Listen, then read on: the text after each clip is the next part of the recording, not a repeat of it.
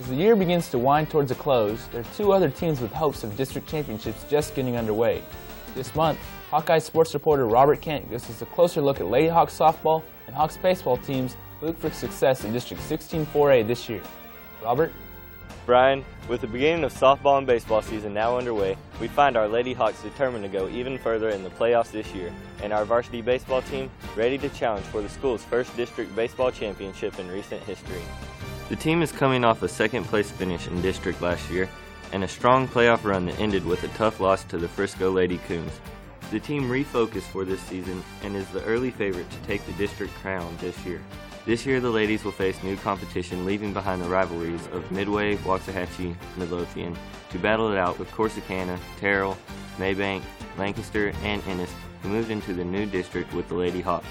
Corsicana and Red Oak would seem to be the favorites as the Lady Tigers of Corsicana finished with a strong 25-7 record, winning their district last season. The Lady Hawks will face Corsicana last year and came out victorious by the score of 3-0.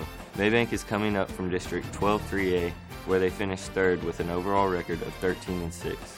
Ennis should also be in the hunt, finishing 11-14 last season. The under 500 record will not be what sticks in the Lady Hawks' minds, as many will remember the upset loss to Ennis last year, 3-2, in the first round of the district last season.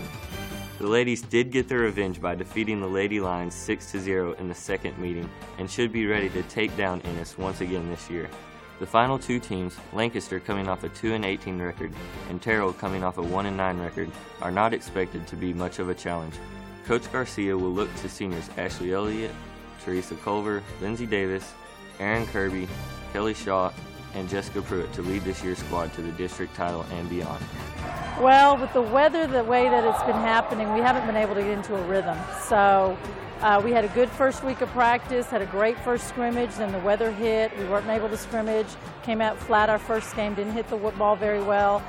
Played well enough last night to win, but still I don't think with the weather affecting us, we have gotten into the rhythm that we can usually play in, and we need to get into that so that we can be more consistent. I expect us to win district, first of all, because we're in a new district, and then I want us to go farther in the playoffs because we've gotten knocked out the last 2 years, and this year I think we should go further.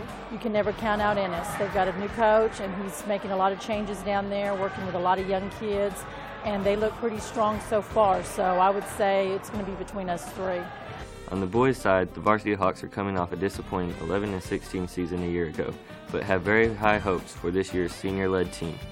The Hawks should battle for playoffs with Corsicana, who finished 13-10 last season and placed third in their district. The Hawks split a 2-game series with the Tigers last year, losing 7-0 in the opening non-district game and defeating the Tigers 7-0 in a tournament game later in the season.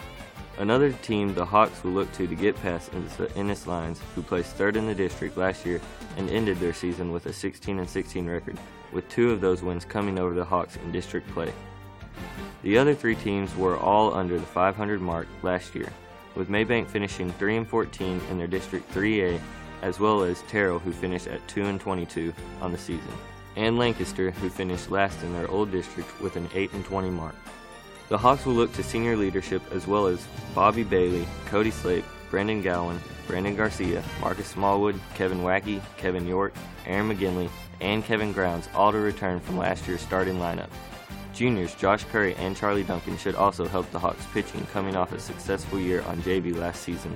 Well, I believe we've got to, our starting pitchers are going to have to really come around. I've got right now 2 good ones that are really working hard, Bobby Bailey and Josh Curry, and I think we've got a good defense behind them, but these guys are going to have to step up and throw the ball. I think confidence comes from working hard and be on top of things in school and out here on the field. We've been working hard and couldn't ask for a better 16 guys to win district this year and go further. Our success is going to be in due part because we're going to have a lot of returning seniors. In the past, we've had a couple guys returning, so the experience this year is going to make a big factor. We've also got a lot more guys that have played before, so we should do a whole lot better because we've got guys that are returning, kind of know what's going on, know what we need to do to win. With our volleyball and basketball teams hitting pay dirt in the playoffs already this year, and soccer teams being on the verge of playoffs themselves, it is time to see if softball and baseball can add to the successful year of ROHS sports. Reporting from Buddy Groom Field, I'm Robert Kent. Back to you, Brian.